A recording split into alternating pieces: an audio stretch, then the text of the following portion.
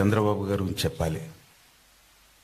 చంద్రబాబు గారిని ఇన్ని సంవత్సరాల పాటు, ఇన్ని దశాబ్దాల పాటు చూస్తున్నా కానీ ఆయన ఎప్పుడూ ఏ విషయం గురించి అయినా కానీ స్పష్టంగా మాట్లాడటం, ఖచ్చితంగా మాట్లాడటం, మహా అయితే గట్టిగా మాట్లాడటం చేశారు. కానీ పరుషంగా మాట్లాడటం నేను ఎప్పుడు వినలేదు. నేను ఆయన్ని సరళ కంఠుడు అని అనుకున్నాను. అయితే ఈ రోజున కొన్ని సంవత్సరాలుగా జరిగిన రకరకాల సంఘటనల మూలంగా కేవలం మనందరి కోసం ఎన్నో రకాల అణిచివేతలు, దౌర్జన్యాలు, ఎన్నో రకమైన బాధలు భరించి ఆయన ఈ రోజున గరళకంఠుడయ్యాడని చెప్పి నేను భావిస్తున్నాను. అయ్యా మీకు జేజేలు. ఈ ఎమర్జెన్సీ ప్రకటించిన తర్వాత ఆర్ఎస్ఎస్, జమాతే ఇస్లాము ఇటువంటి సంస్థల్ని నిషేధించడం జరిగింది.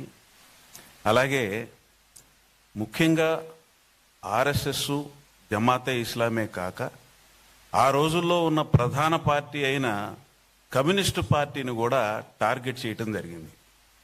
వందలు కాదు వేలాది మంది కమ్యూనిస్టు కార్యకర్తలను కూడా అరెస్టులు చేయటం జరిగింది. ఆ రోజున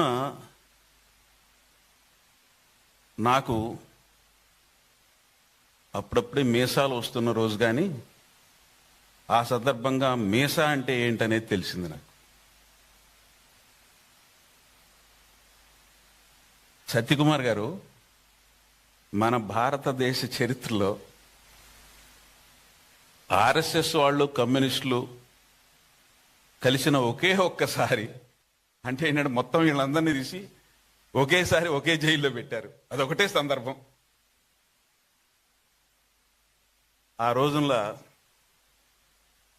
రాజనారాయణ గారు దాన్ని ఏమంటారంటే last nail in the coffin కాదు, first nail in the coffin Rajanarayana గారి ద్వారా సాధ్యపడింది.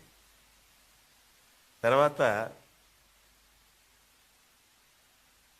ఆ రోజుల్లో నా అనుభవంలోకి వచ్చిన సంఘటనలు ఏంటంటే, సుమతి గారు అని చెప్పి ఒక ప్రభుత్వ ఉద్యోగి ఉన్నారు. ఆమె ఇంట్లో కొంతమంది నాయకులు ఆశ్రయం తీసుకోవటం జరిగింది, అజ్ఞాతంగా ఉండటానికి. ఆ జరిగినప్పుడు భాస్కర్రావు గారు అని చెప్పి ఒక నాయకుడికి 3 కూతుళ్ళు. ఆ 3 కూతుళ్ళలో పెద్ద కూతురు పెళ్ళైతే ఆయన కూతురు పెళ్ళికి వెళ్ళలేకపోయాడు బయటికి, ఇంట్లో నుంచి బయటికి.